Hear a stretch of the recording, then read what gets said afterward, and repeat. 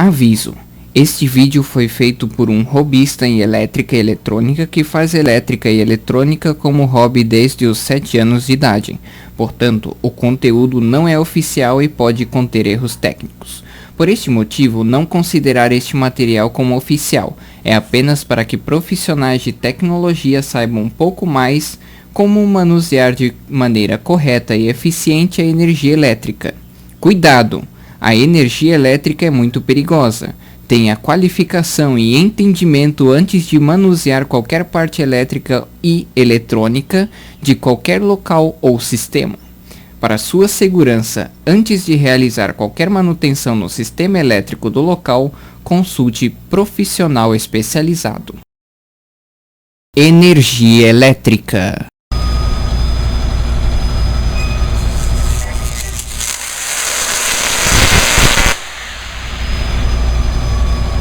Ela faz movimentar as nossas vidas, nossos sistemas e todos os sistemas produtivos, nos dá calor no inverno e frio no verão, e faz parte das nossas vidas. Na tecnologia da informação, ela é fundamental para o correto funcionamento dos nossos equipamentos de tecnologia da informação, e ela também pode ser muito perigosa se manusear de forma incorreta. Portanto, o canal 2 do Wanderson Nerd, em parceria com a rádio CBS, Comunicações Brasileira de Sistemas, a rádio dos profissionais de TI, apresenta a série Ligando o Servidor na Tomada. Série Ligando o Servidor na Tomada, conteúdo da parte 3, formas de geração de energia hidráulica, gás natural, petróleo, carvão, nuclear, biomassa, eólica, solar, geotérmica, marítima e biogás. Hidráulica e hidrelétricas. O fluxo das águas é o combustível da geração de eletricidade a partir da fonte hidráulica. Para aproveitar a queda d'água de um rio, por exemplo, estuda-se o melhor local para a construção de uma usina, levando em conta o projeto de engenharia, os impactos ambientais, sociais e econômicos da região, além da viabilidade econômica do empreendimento. As obras de uma usina hidrelétrica incluem o desvio do curso do rio e a formação do reservatório. A água do rio movimenta as turbinas que estão ligadas a geradores, possibilitando a conversão da energia mecânica em elétrica. A água é o recurso natural mais abundante do planeta. Estima-se que o potencial hidráulico do Brasil seja da ordem de 260 gigawatts, segundo dados do Atlas de Energia Elétrica no Brasil, ANEEL 2008. A primeira hidrelétrica do mundo foi construída no final do século XIX junto às quedas de água das cataratas do Niágara, na América do Norte. No mesmo período, o Brasil construiu sua primeira hidrelétrica no município de Diamantina, Minas Gerais, utilizando as águas do Ribeirão do Inferno, afluente do rio Jequitinhonha. Esta hidrelétrica possuía 0,5 MW de potência e linha de transmissão de 2 km de extensão. 100 anos depois, a potência instalada das usinas aumentou exponencialmente. Concluída em maio de 2006, a hidrelétrica de Três Gargantas, na China, hoje é a maior hidrelétrica do mundo. Com uma capacidade de geração total de 22.500 MW, ela superou Itaipu Binacional, a maior até então, com a capacidade de 14.000 MW. A potência instalada determina se a usina é de grande ou médio porte ou uma pequena central hidrelétrica PCH. A Agência Nacional de Energia Elétrica, ANEEL, adota 3 classificações. Centrais geradoras hidrelétricas, CGH, com até 1 MW de potência instalada. Pequenas centrais hidrelétricas, PCH, entre 1,1 MW e 30 MW de potência instalada. Usina Hidrelétrica de Energia, UHE, com mais de 30 MW de potência instalada. O porte da usina também determina as dimensões da rede de transmissão que será necessária para levar a energia até o centro de consumo. No caso das hidrelétricas, quanto maior a usina, mais distante ela tende a estar dos grandes centros. Assim, exige a construção de grandes linhas de transmissão em tensões alta e extra alta, de 230 kV a 750 kV, que muitas vezes atravessam o território de vários estados. Instaladas junto a pequenas quedas d'água, as PCHs e as CGHs, no geral, abastecem pequenos centros consumidores, inclusive unidades industriais e comerciais individuais, e não necessitam de instalações tão extensas para o transporte da energia. O esquema simplificado da central. Basicamente, você tem um reservatório de água que é represado. Essa água passa através dos tubos e dutos que levam até uma turbina de geração de energia. Essa turbina gera eletricidade através da rotação das pás, que gera passando energia para o gerador e também passando a energia para um transformador de potência que eleva a tensão até, em alguns casos, 750 kV da usina geradora, passando pelas linhas de energia. Gás natural. Na geração termoelétrica, a eletricidade é produzida a partir da queima de combustíveis, sendo o gás natural um dos mais utilizados no Brasil. O vapor produzido na queima do gás é utilizado para movimentar as turbinas ligadas a geradores. O gás natural tem elevado poder calorífico e, em sua queima, apresenta baixos índices de emissão de poluentes, em comparação a outros combustíveis fósseis. No caso de vazamentos, tem rápida dispersão com baixos índices de odor e de contaminantes. O gás natural é uma mistura de hidrocarbonetos gasosos, originados da decomposição da matéria orgânica fossilizada ao longo de milhões de anos. O desenvolvimento desse tipo de geração é relativamente recente, tem início da década de 1940. O uso dessa tecnologia foi ampliado somente na última década do século passado. Atualmente, as maiores turbinas a gás chegam a 330 MW de potência e os rendimentos térmicos atingem 42%. Entre as vantagens adicionais da geração termoelétrica a gás natural estão o prazo relativamente curto de maturação do empreendimento e a flexibilidade para o atendimento de cargas de ponta. O esquema simplificado da central, basicamente você entra com o gás natural numa central de geração, através da queima do gás você acaba tendo a geração da eletricidade pelo gerador de energia, também movendo as pás, que obviamente é através da queima desse gás que gera o vapor que acaba girando, no caso, o gerador de energia para gerar a eletricidade. Petróleo. O petróleo é uma mistura de hidrocarbonetos que tem origem na decomposição de matéria orgânica, principalmente o plâncton, plantas e animais microscópicos em suspensão nas águas, causada pela ação de bactérias em meios com baixo teor de oxigênio.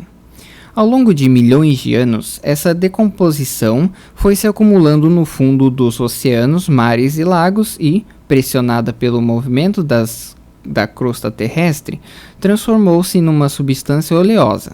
Essa substância é encontrada em bacias sedimentares específicas formadas por camadas ou lençóis porosos de areia, arenitos ou calcários.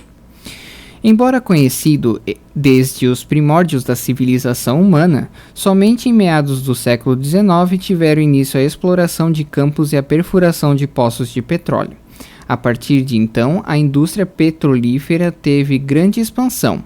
Apesar da forte concorrência do carvão e de outros combustíveis considerados nobres à época, o petróleo passou a ser utilizado em larga escala, especialmente após a invenção dos motores a gasolina e a óleo diesel. Durante muitas décadas, o petróleo foi o grande propulsor da economia mundial, chegando a representar no início dos anos 70 quase 50% do consumo de energia primária em todo o mundo. Embora declinante ao longo do tempo, sua participação nesse consumo ainda representa cerca de 43%, segundo os dados da Agência Internacional de Energia de 2003. O petróleo é o principal responsável pela geração de energia elétrica em diversos países do mundo. Apesar da expansão recente de hidroeletricidade e da diversificação das fontes de geração de energia elétrica verificadas nas últimas décadas, o petróleo ainda é responsável por cerca de 8% de toda a eletricidade gerada no mundo. A geração de energia elétrica a partir de derivados de petróleo ocorre por meio da queima desses combustíveis em caldeiras, turbinas e motores de combustão interna. A utilização de caldeiras e turbinas é similar aos demais processos térmicos de geração e se aplica ao atendimento de cargas de ponta ou aproveitamento de resíduos de refino do petróleo. Os grupos geradores a diesel são mais comuns no suprimento de comunidades e sistemas isolados da rede elétrica convencional. No Brasil, onde historicamente a geração de energia elétrica é predominantemente hidrelétrica, a geração térmica tem desempenhado papel importante no atendimento da demanda de pico do sistema elétrico e, principalmente, do suprimento de energia elétrica a municípios e comunidades não atendidos pelo sistema interligado. Para a geração de eletricidade através do petróleo, temos um esquema simplificado da central que, assim como nas demais termoelétricas, funciona da mesma forma. Você tem que queimar o combustível para gerar o vapor d'água que se movimenta através de uma caldeira e passa esse vapor d'água para uma turbina que gira as pás e acaba condensando e se tornando água fria de novo, refazendo o processo de aquecimento novamente na caldeira. E, obviamente, girando o gerador que gera a eletricidade. Carvão. O carvão, a exemplo do que ocorre com os demais combustíveis fósseis, é uma complexa e variada mistura de componentes orgânicos sólidos, fossilizados ao longo de milhões de anos. Sua qualidade, determinada pelo conteúdo de carbono, varia de acordo com o tipo e o estágio dos componentes orgânicos. A turfa, de baixo conteúdo carbonífero, constitui um dos primeiros estágios do carvão, com teor de carbono na ordem de 45%.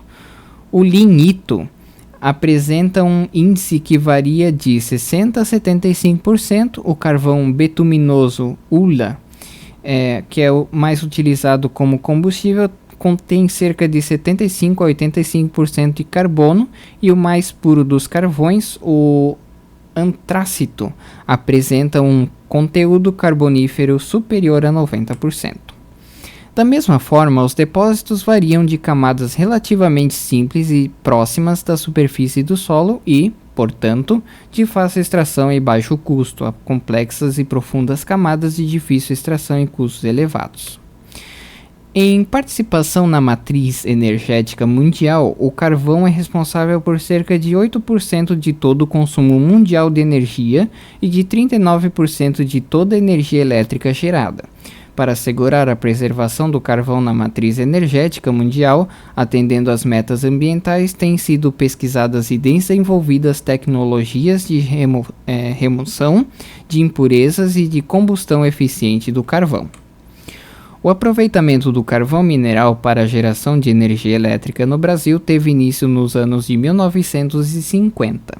Naquela época foram iniciados estudos e, em seguida, a construção das usinas termoelétricas de Charqueadas, no Rio Grande do Sul, com 72 MW de potência instalada, Capivari, em Santa Catarina, com 100 MW e Figueira, no Paraná, com 20 MW.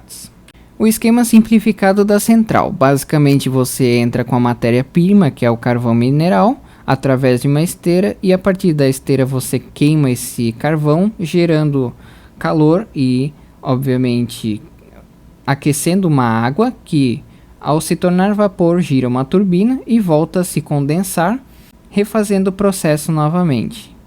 A partir da geração do movimento da turbina, você gira o gerador de energia, que passa toda essa geração para um transformador de potência até elevar para as residências e tudo mais. Nuclear. A energia nuclear ou nucleoelétrica é proveniente da fissão do urânio em reator nuclear. Apesar da complexidade de uma usina nuclear, o seu princípio de funcionamento é similar ao de uma termoelétrica convencional, na qual o calor gerado pela queima de um combustível produz vapor que aciona uma turbina acoplada a um gerador de corrente elétrica. Na usina nuclear, o calor é produzido pela fissão do urânio no reator, cujo sistema mais empregado é constituído por 3 circuitos, no primário e secundário e de refrigeração. No primeiro, a água é aquecida a uma temperatura de aproximadamente 320 graus Celsius sobre uma pressão de 157 atmosferas. Em seguida, essa água passa por tubulações e vai até o gerador de vapor, onde vaporiza a água do circuito secundário sem que haja contato físico entre os 2 circuitos. O vapor gerado aciona uma turbina que movimenta o gerador e produz a corrente elétrica. No final dos anos de 1960, o governo brasileiro decidiu ingressar na geração termonuclear visando conhecer melhor a tecnologia e adquirir experiências para o futuro.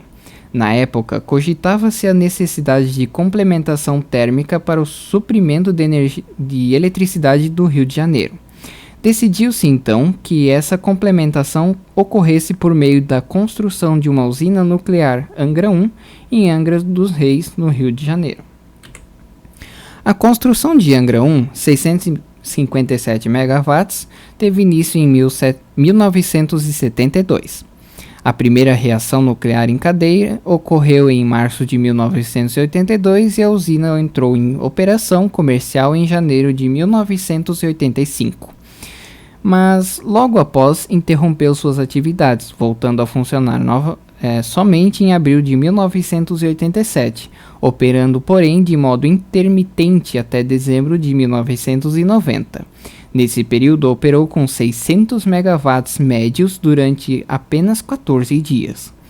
Entre 1991 e 1994 as interrupções foram menos frequentes, mas somente a partir de 1995 a usina passou a ter operação regular.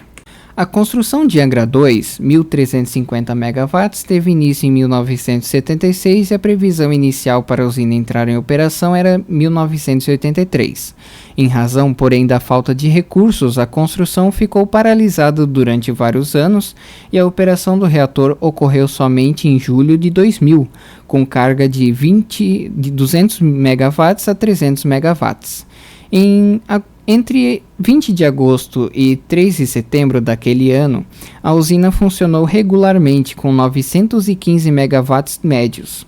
A partir de então, operou de modo intermitente até 9 de novembro, quando passou a funcionar com potência de 1.350 megawatts médios. O esquema simplificado da central. Basicamente, você tem a geração de vapor através de um circuito primário. O circuito primário aquece a água do circuito secundário e é esse circuito secundário que faz com que gire a turbina através do vapor de água quente e depois esse vapor é condensado, realimentando novamente o sistema.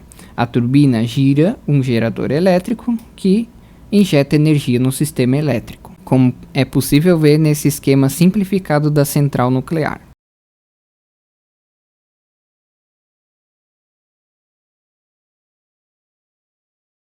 Biomassa.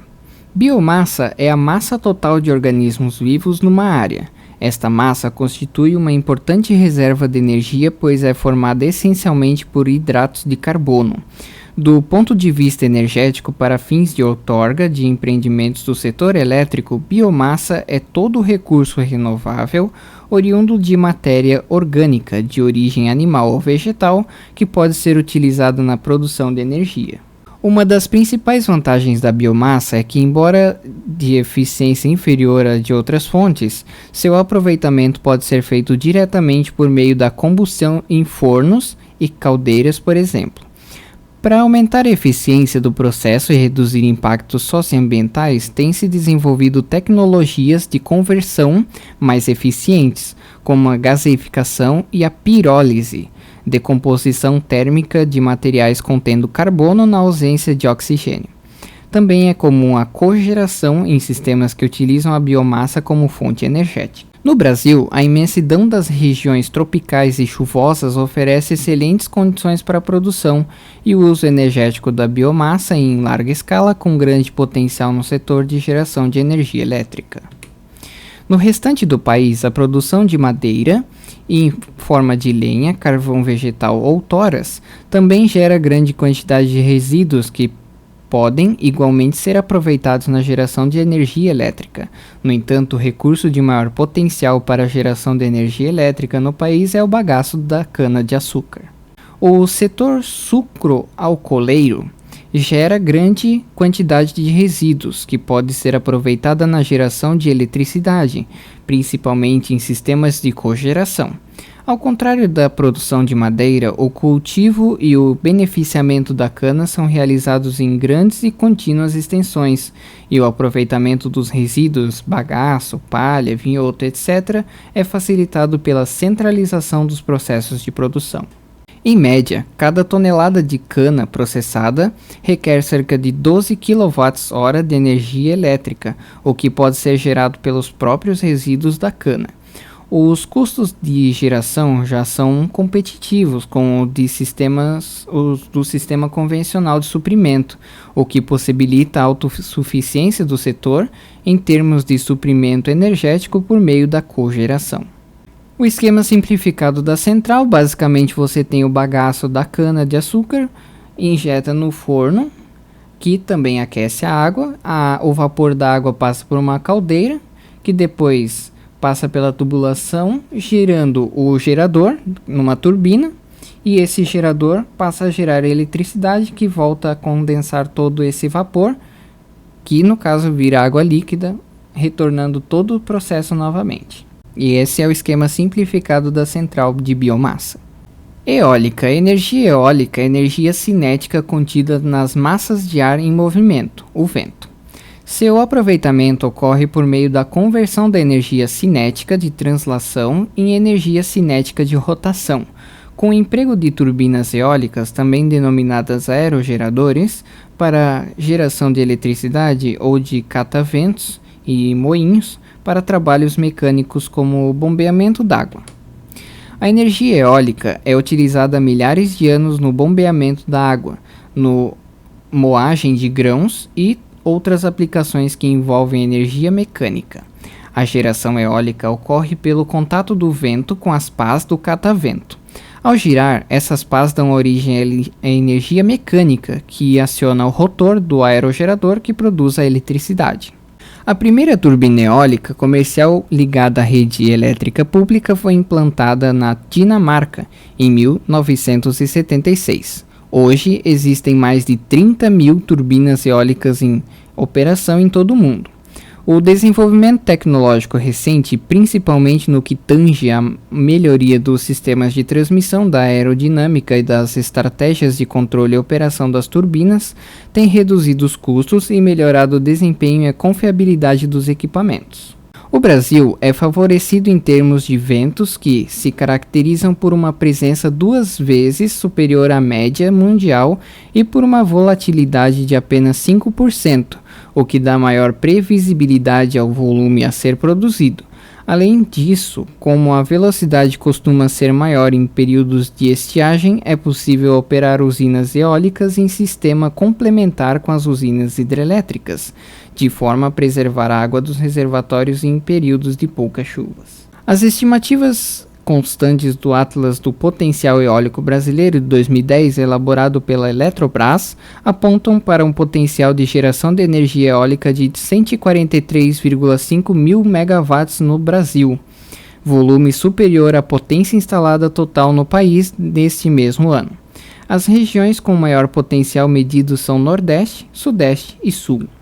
O esquema simplificado da central eólica: basicamente o vento gira as pás, que dentro do tambor, no caso da turbina eólica, temos o gerador elétrico, que passa por um sistema de controle, transformador e passa para as linhas de alta tensão. E esse é o esquema simplificado da central. Solar. A energia solar é aquela energia obtida pela luz do Sol que pode ser captada com painéis solares. É uma fonte de vida e de origem da maioria das outras formas de energia na Terra. A energia solar chega ao planeta nas formas térmica e luminosa. Sua irradiação na superfície da Terra é suficiente para atender milhares de vezes o consumo mundial de energia. Essa radiação, porém, não atinge de maneira uniforme toda a crosta terrestre. Depende da latitude da estação do ano e de condições atmosféricas como nebulosidade e umidade relativa do ar. Assim, a participação da energia solar é pouco expressiva na matriz energética mundial. Em 2007, a potência total instalada atingiu 7,8 mil megawatts. Isso corresponde a pouco mais da metade da capacidade instalada da usina hidrelétrica de Itaipu, de 14 mil megawatts. A Alemanha é a maior produtora, com cerca da metade da potência total instalada. No geral, os projetos já implementados para a produção de eletricidade a partir da energia solar ainda são pouco numerosos e destinados a abastecer localidades isoladas, embora com os projetos de expansão da fonte este quadro esteja aos poucos se alterando. Tradicionalmente, o mais generalizado é o uso da energia solar para a obtenção da energia térmica. Esta aplicação destina-se a atender setores diversos, que vão da indústria, em processos que requerem temperaturas elevadas, por exemplo, secagem de grãos na agricultura, ao residencial para aquecimento de água. Outra tendência é a utilização da energia solar para obtenção conjunta de calor e eletricidade. O Brasil é privilegiado em termos de radiação solar. O Nordeste brasileiro apresenta radiação comparável às melhores regiões do mundo nessa variável, o que, porém, não ocorre em localidades mais distantes da linha do Equador, como as regiões Sul e Sudeste. O esquema simplificado de uma central solar, basicamente você tem painéis solares, alguns controladores de cargas, esses controladores carregam as baterias com a energia provida pelos painéis solares, depois você inverte através da energia DC para a energia AC, no caso do Brasil 60 Hz, e injeta nos sistemas de eletricidade, ou então em caso de geração própria você liga os equipamentos na geração solar via inversor, assim como apresenta no esquema simplificado desta central. Você mesmo em casa pode fazer essa geração de eletricidade, basta ter os painéis solares, um controlador de carga, baterias e um inversor. Geotérmica. A energia geotérmica ou geotermal é aquela obtida pelo calor que existe no interior da Terra. Os principais recursos são os geysers, fontes de vapor no interior da Terra que apresentam erupções periódicas. Embora conhecida desde 1904, o ano da construção da primeira usina, a evolução desse segmento sempre foi lenta e caracterizada pela construção de pequeno número de unidades em poucos países. No Brasil, por exemplo, não há nenhuma unidade de operação, nem sob forma experimental. O porte de empreendimentos atuais, porém, é significativo. A potência instalada no campo de geysers da Califórnia é de 500 megawatts. Nos últimos anos, no esforço para diversificar a matriz, alguns países como México, Japão, Filipinas, Quênia e Islândia procuraram expandir o parque geotérmico. Quando não existem geysers e as condições são favoráveis, é possível estimular o aquecimento d'água usando o calor do interior da Terra. Um experimento realizado em Los Alamos, na Califórnia, provou a possibilidade de execução desse tipo de usina. Em terreno propício, foram perfurados 2 poços vizinhos, distantes de 30 metros lateralmente e 360 metros verticalmente, de modo que eles alcancem uma camada de rocha quente. Em um dos poços é injetado a água, ela se aquece da rocha e é expelida pelo outro poço, e quando esta função acontece, a água predominante na pedra penetra na mesma, ocorrendo o processo de metabolização geotérmica. Esta é a melhor maneira de obter energia naturalmente. É necessário perfurar um poço que já contenha água e a partir daí a energia é gerada normalmente. Em casos raros, pode ser encontrado o que os cientistas chamam de fontes de vapor seco, em que a pressão é alta o suficiente para movimentar as turbinas da usina com excepcional força, sendo assim uma fonte eficiente na geração de eletricidade. Aproximadamente todos os fluxos de água geotérmicos contêm gases dissolvidos, sendo que esses gases são enviados a usinas de geração de energia junto com o vapor de água. É igualmente importante que haja tratamento adequado à água vinda do interior da Terra, que contém minérios prejudiciais à saúde. Se ocorrer despejo diretamente em rios locais, isso prejudica a fauna e a flora locais. Esse é um exemplo de energia geotérmica. É um esquema simplificado da central. Basicamente, você tem dois poços e esses dois poços, com o calor da terra, você acaba gerando eletricidade a partir desse calor. Assim como numa usina térmica, obviamente. E esse é um esquema simplificado da central. Marítima. A água é o recurso natural mais abundante do planeta e uma das poucas fontes para a produção de energia que não contribui para o aquecimento global. Além disso, é renovável. O potencial de geração de energia elétrica a partir do mar inclui o aproveitamento das marés, correntes marítimas, ondas, energia térmica e gradientes de salinidade. A eletricidade pode ser obtida a partir da energia cinética do movimento, produzido pelo movimento das águas ou pela energia derivada da diferença do nível do mar entre as marés alta e baixa, a energia maré motriz. O modo de geração de eletricidade por meio da utilização da energia contida nos movimentos de massas de água devido às marés. Dois tipos de energia maré motriz podem ser obtidas: a energia cinética das correntes devido às marés e energia potencial pela diferença de altura entre as marés alta e baixa. Todas as tecnologias ainda estão em fase de desenvolvimento, com exceção desta última. Nenhuma ainda apresenta custos competitivos frente às demais fontes alternativas de energia. Um dos países que se destaca nas pesquisas é Portugal, que tem diversos projetos pilotos. Segundo registra a empresa de pesquisa energética EPE, o potencial estimado para a energia a partir das marés do mundo é de 22.000 terawatts-hora por ano, dos quais 200 terawatts-hora seriam aproveitáveis. Em 2008, menos de 0,6 terawatts-hora, ou 0,3%, eram convertidos em energia elétrica. Temos então o esquema simplificado da central marítima. Basicamente, se você não gera pelas ondas, você gera pelo fluxo contínuo do mar. Então, embaixo do mar, temos as hélices, que geram motores, gerando eletricidade. E esse é um esquema simplificado da central. Biogás. O biogás é obtido a partir da biomassa contida em dejetos urbanos, industriais e agropecuários, e em esgotos, que passam naturalmente do estado sólido para o gasoso por meio da ação de micro-organismos que decompõem a matéria orgânica em um ambiente anaeróbico.